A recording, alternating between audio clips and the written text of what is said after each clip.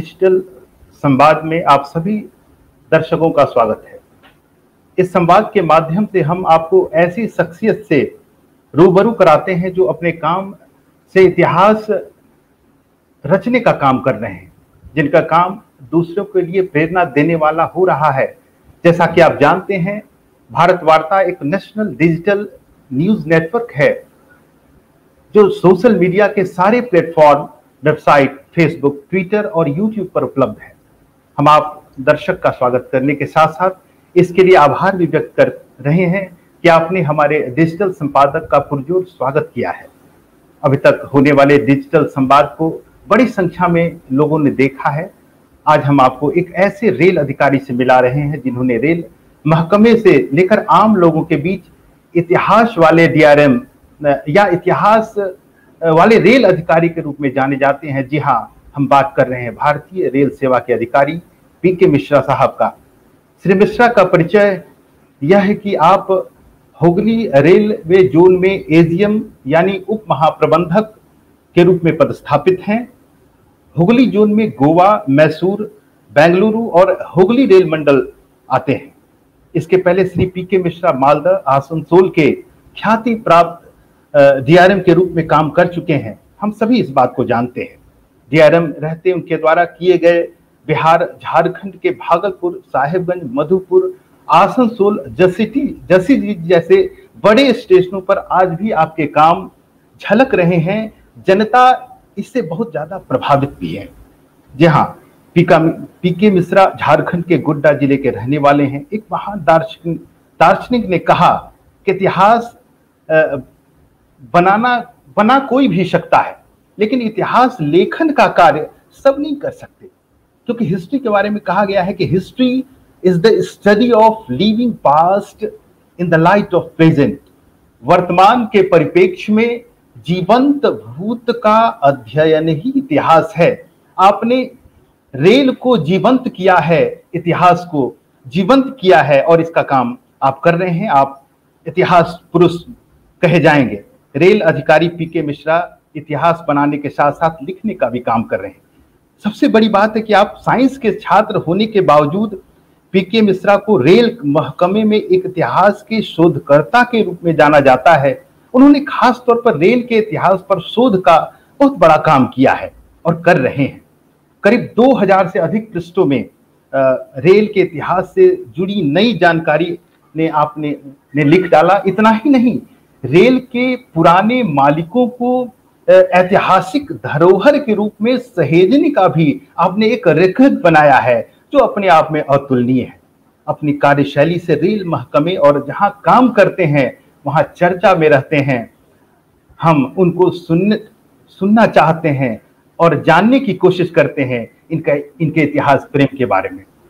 जी हाँ, पीके मिश्रा साहब, आपका भारत वार्ता में हार्दिक अभिनंदन है। आपने अपने व्यस्तम समय में से कुछ समय इस भारत वार्ता के लिए निकाला। आपका पुनः स्वागत और अभिनंदन है। भारत वार्ता की ओर से आपके लिए पहला प्रश्न है जो बड़ा ही सभी दर्शकों को प्रभावित करेगा। जी हाँ, मिश्रा साहब, आप हमारे दर्शकों को बताएं कि आपका इतिहास प्रेम क्यों और कैसे हुआ। आप तो साइंस के छात्र रहे हैं, मगर इतिहास बनाने के साथ इतिहास लिखने की प्रेरणा आपको कहां से मिली और कैसे मिली? मिश्रा साहब। सर्वप्रथम मैं भारत वार्ता वेब का बहुत बहुत शुक्रगुजार हूं कि आपने मुझे ये बहुत इंपॉर्टेंट प्लेटफॉर्म दिया अपनी बात कहने के लिए। तो मैं आपका आभार प्रकट करता हूं।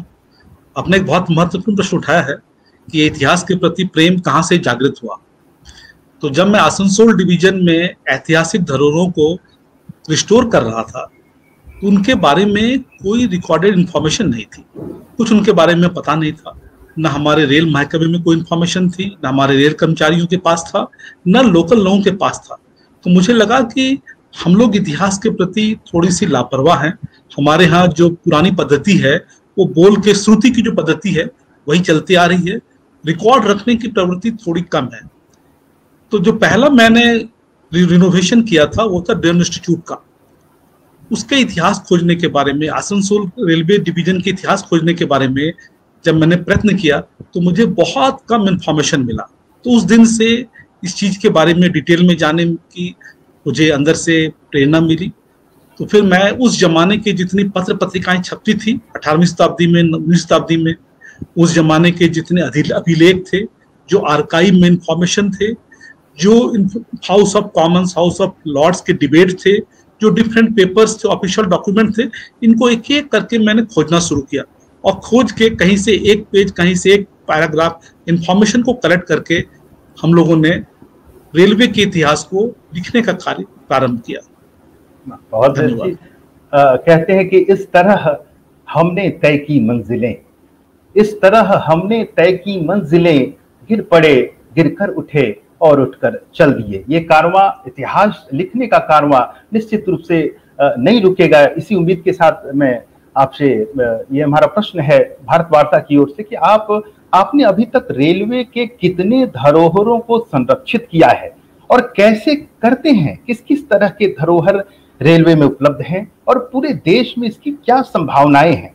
रेलवे के पुराने स्मारकों का भंडार है। पुराने भवनों को और बनावटों को ऐतिहासिक स्मारकों के रूप में संरक्षित करने में आपके मॉडल को देश स्तर पर कैसे लागू किया जा सकता है?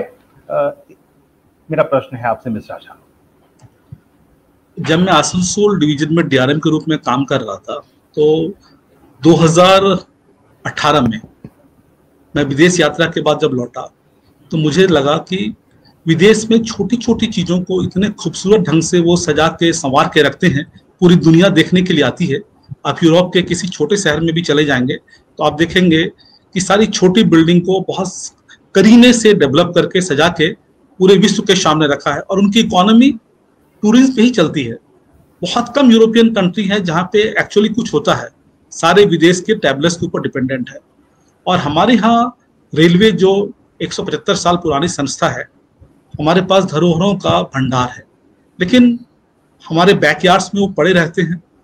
हम उनकी इम्पोर्टेंस नहीं दे रहे थे। वो बेचारे अपनी जो डिटोरिएशन की स्थिति में थे, बहुत खराब हालत में थे। तो वहाँ से आने के बाद हम लोगों ने एक पहली बिल्डिंग को पकड़ा जो था डूरन इंस्टीट्यूट।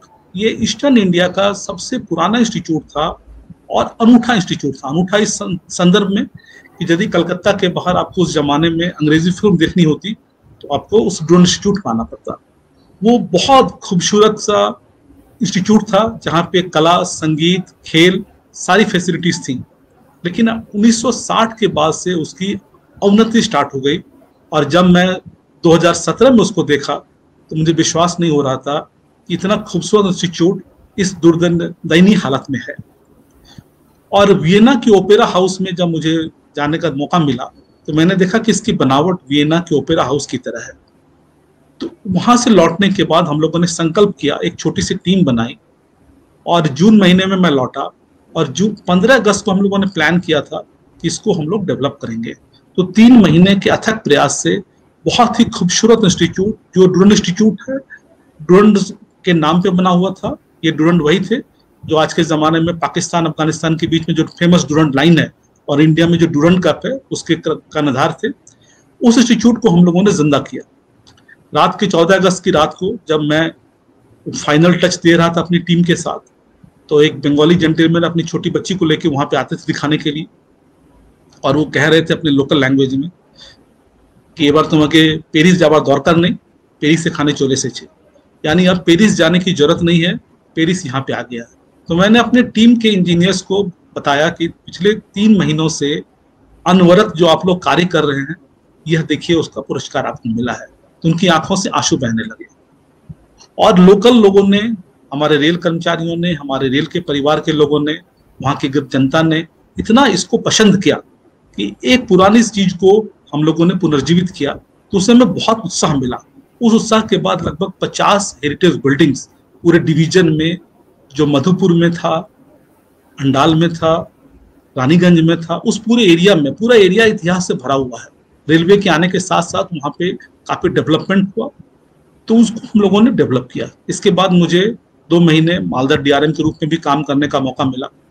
तो वहाँ पे हम लोगों ने जो सबसे पहली ट्रेन आई थी राजमहल में 4 जुलाई 1860 को, साहबगंज में और मालदा में, इन सबको हम लोगों ने लगभग 11 बिल्डिंग्स को वहाँ पर डेवलप किया। तो आप कह सकते हैं कि लगभग 60-70 बिल्डिंग्स को हम लोगों ने, हेरिटेज बिल्डिंग्स को डेवलप किया।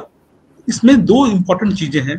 पहला कि इसके इतिहास को आपको लोगों के साथ शेयर करना होगा, ताकि जो लोग इसमें जुड़े हैं वो दिल से जुड़े, वो इसको ऑफिशियल काम ना समझे, बल्कि समझें कि हम एक पैशन के लिए कर रहे हैं, हम अपनी आने वाली पीढ़ी के लिए कर रहे हैं।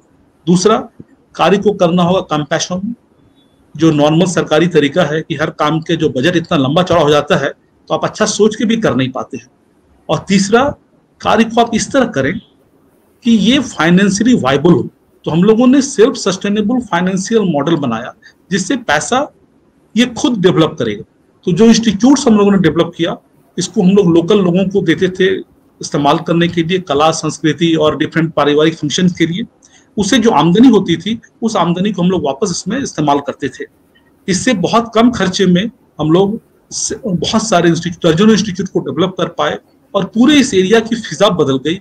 इतनी खूबसूरती उसमें आ गई कि मैं इसका बयान नहीं कर सकता।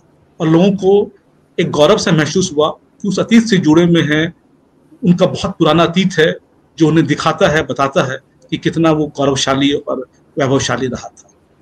बहुत निश्चित रूप से आपके इस कार्य से सभी लोगों को प्रेरणा मिलेगी।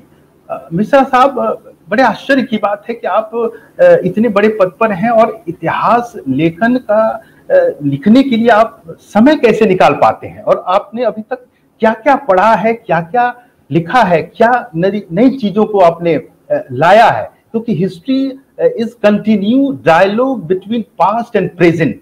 आपने पास्ट को भी समेटा, प्रेजेंट को एक कंटिन्यूटी लाई है। आपने ये कैसे किया, आप बताएंगे दर्शक को? हाँ, देखिए, इतिहास एक बार आपको इतिहास के कीड़े ने काट लिया तो फिर आप एडिक्टेड हो जाते हैं, आप इससे निकल नहीं पाते हैं। इतिहास में वो खासियत है कि वो आपको अपनी पूरी जिंदगी में अपने आप में जोड़ लेता है। तो 2017 के बाद से इतिहास ने मुझे पूरी तरह जकड़ लिया है, और मैंने इसके ऊपर हजारों किताबें पढ़ी। और जो सबसे ज्यादा इतिहास के बारे में मुझे जानकारी मिली, वो उस जमाने के पत्र पत्रिका, पेपर्स, न्यूज़पेपर्स, उस जमाने के जितने ऑफिशियल कॉरेस्पॉन्डेंस हो रहे थे।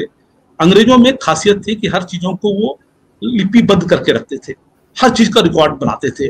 और रेलवे की उस जमाने की ब्यूरोक्रेसी भी बहुत फेमस ब्यूरोक्रेसी थी, तो हर चीज का डिटेल रिकॉर्ड होता था, और वो रिकॉर्ड को शेयर करते थे अपने कलकत्ता के ऑफिस से, अपने लंदन के ऑफिस से।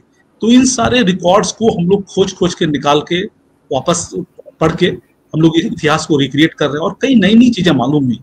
जैसे मैं आपको एग्जांपल देना चाहूंगा कि अंग्रेजों ने जब रेल लाई थी तो बहुत सारे उनके कार्य रीजन थे। सबसे जो बड़ा रीजन था एडमिनिस्ट्रेटिव रीजन था, कि देश के ऊपर वो शासन कर सके। दूसरा रीजन था मिलिट्री ऑब्जेक्टिव था, और तीसरा था पैसा कमाना था। बिना पैसा कमाए वो कोई काम नहीं करते हैं। तो जब पहली रेल रानीगंज में 1855 में 3 फरवरी को आई, उसके 6 महीने बाद उस एरिया में एक बहुत बड़ा विद्रोह हो गया था, संथाल रिवॉल्यूशन। संथाल रिवॉल्यूशन इतना बड़ा विद्रोह था कि आजकल के वेस्ट बंगाल, झारखंड, बिहार का बहुत बड़ा हिस्सा 6-7 महीने तक स्वाधीन हो गया था, और अंग्रेजों की हुकूमत वहां पे नहीं चल पा रही थी। लेकिन चूंकि रेल लाइन बन गई थी रानीगंज में, तो वो फोर्ट विलियम से ट्रूप इमीडिएटली 24 आवर्स में वहां पे पहुंचाती है। तो यदि ये रेल लाइन नहीं बनी होती तो रेल का इतिहास, देश का इतिहास और रेल का इतिहास कुछ दूसरा होता।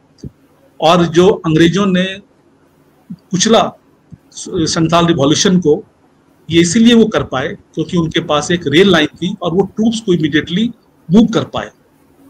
और भी एक चीज मैं आपको बताऊं, 1857 की जो लड़ाई हुई, तो जो उसका नर्व सेंटर था, कानपुर का जो नर्व सेंटर था, वहां पे भी ये इसलिए पहुंच पाए कि अप टू रानीगंज इनकी जो ट्रूप्स थी पहुंच जा रही थी इमीडिएटली, और यहाँ से 2 से 3 दिन के अंदर वो पहुंच जा रहे थे बनारस।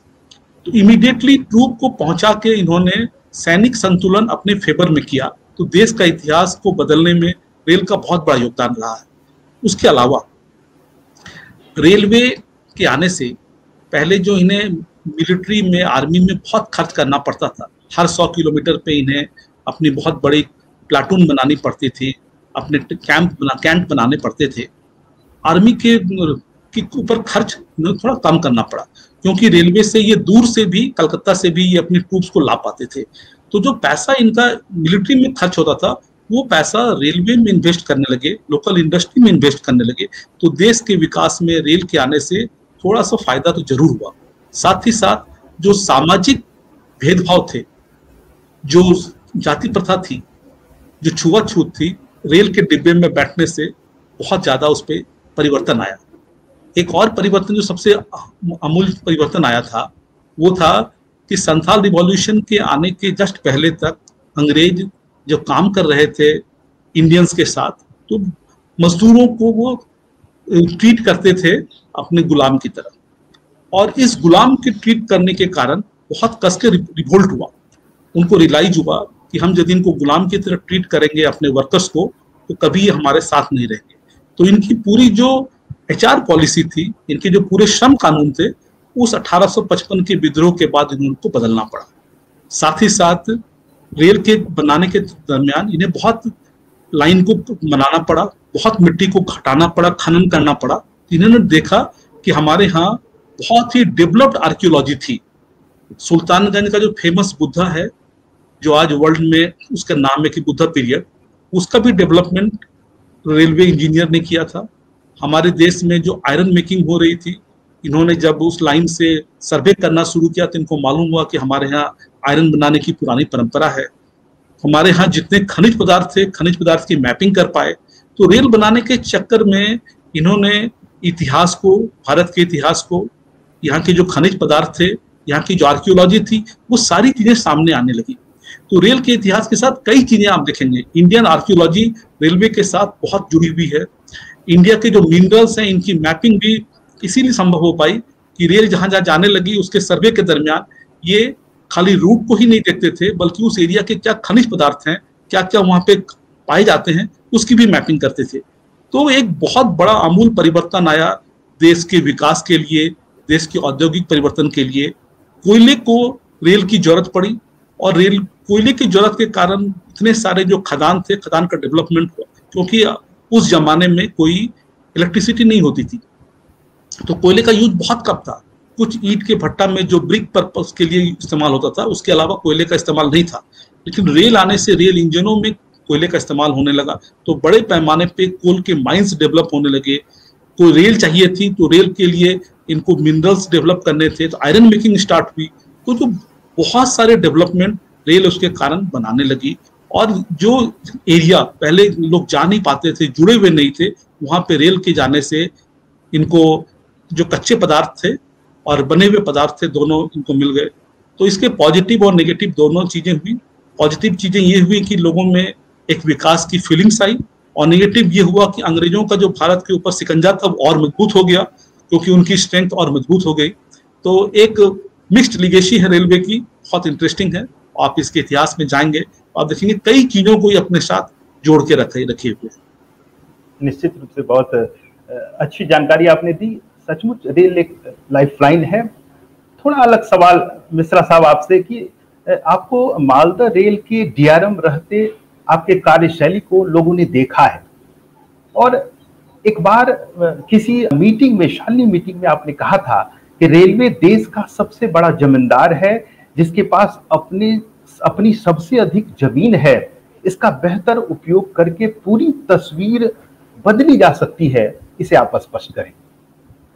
देखिए, रेलवे जब भारत के एक कोने से दूसरे कोने जोड़ती है, तो इसमें बहुत सारे हमें stations, colonies, offices, buildings, yards बनाने पड़ते हैं। इसके लिए जमीन की जरूरत होती है, और उन जमाने में 1850 के जमाने में जमीन बहुत सस्ती थी, आसानी से उपलब्ध हो जाती थी।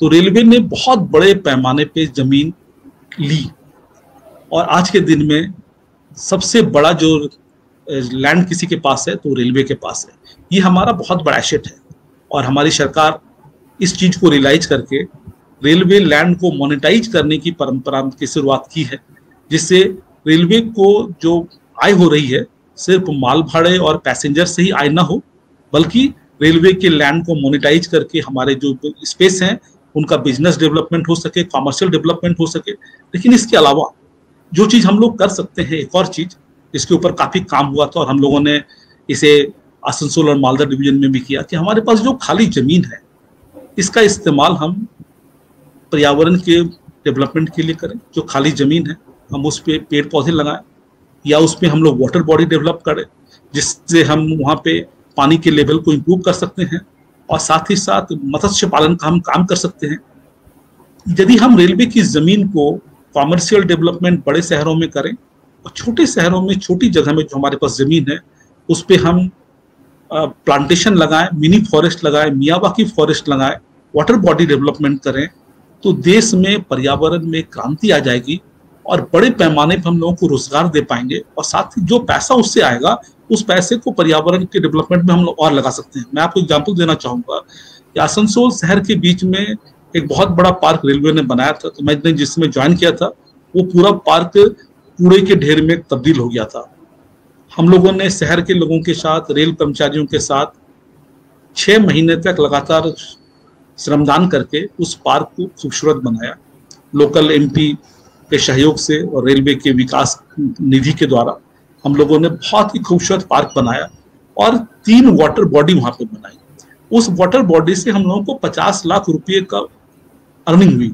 आप सोच सकते हैं कि यदि एक वाटर बॉडी 50 लाख रुपए आपको एक साल में देती है तो ऐसी कितनी संभावनाएं हैं। तो हमारा जो इन्वायरमेंट है इसमें पैसे खर्च करने की जरूरत नहीं है, बल्कि आप इससे पैसा वापस लाके और डेवलप कर सकते हैं। तो इसको हमने कहा था environmentally sustainable, self sustainable development model. इसको हम लोगों ने बड़े पैमाने पे फॉलो किया, क्योंकि रेलवे की जमीन भी सुरक्षित रहेगी, आप वाटर लेवल को इम्प्रूव कर रहे हैं, आप मत्स्य पालन के द्वारा लोगों को रोजगार दे रहे हैं, और वाटर बॉडी डेवलप करके आप वहाँ पे पर्यावरण को इम्प्रूव कर रहे हैं। साथ ही साथ एक दर्शनीय स्थल के रूप में आप उसको डेवलप कर रहे हैं। जैसे अभी मैं एजीएम एसडब्ल्यूआर के रूप में काम कर रहा हूँ यहाँ पे, तो एक बड़ी 103 साल पुरानी वाटर बॉडी थी यहाँ पे हुगली में, पिछले 10 साल से ये सूखी पड़ी थी।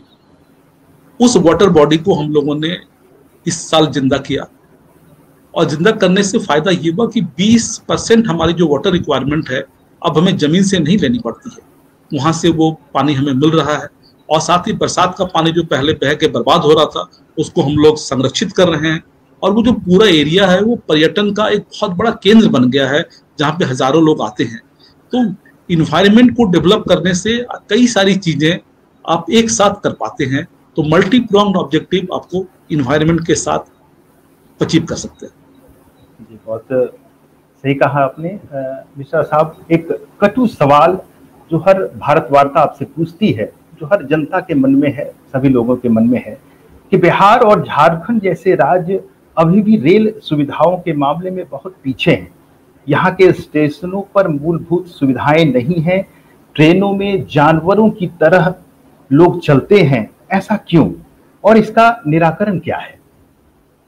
देखिए, मैं आपको ऐतिहासिक परिप्रेक्ष्य बताता हूँ कि जिस समय भारत में रेलवे की शुरुआत हुई तो शुरुआत हुई थी कलकत्ता से दिल्ली को जोड़ने के लिए।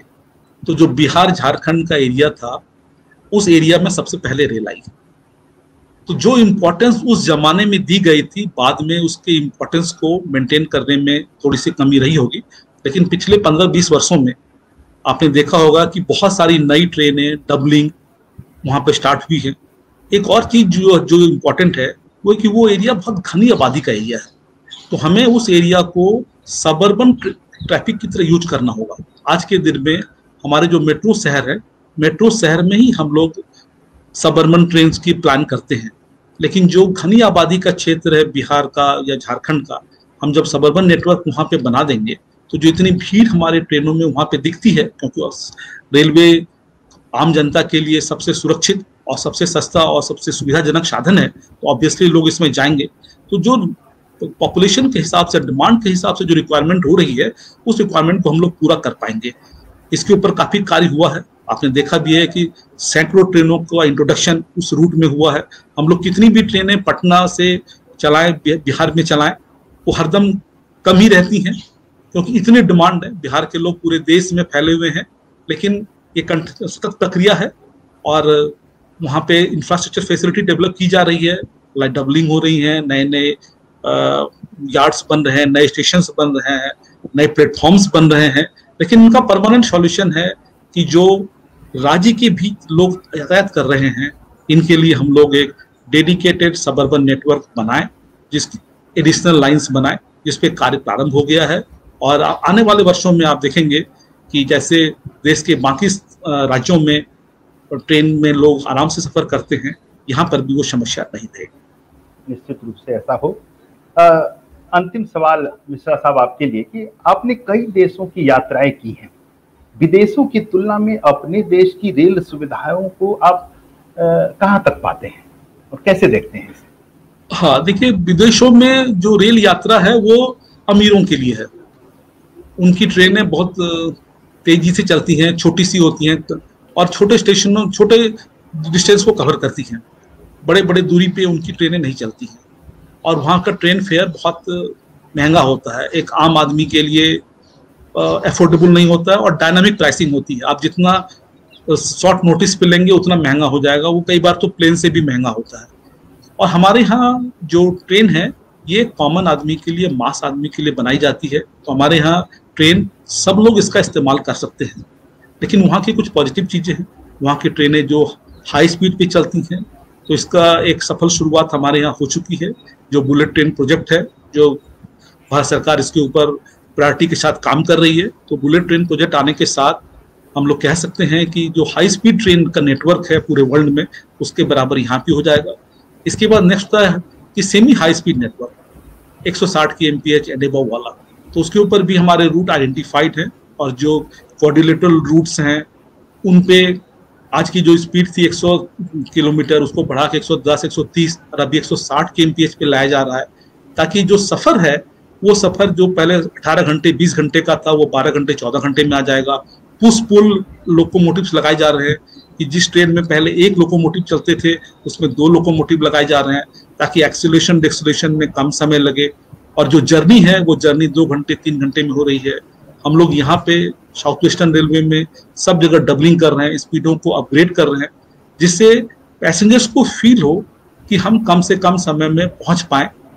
जहाँ तक गुड्स फ्रंट की बात है, गुड्स फ्रंट में हमारे यहाँ बहुत सस्ते दर पे जो सेवाएं दी जा रही हैं ये वर्ल्ड के बराबर ही हैं, इसमें कहीं कमी नहीं है। और लेकिन हमारा जो सारा काम होता है वो बहुत बड़े स्केल पे होता है।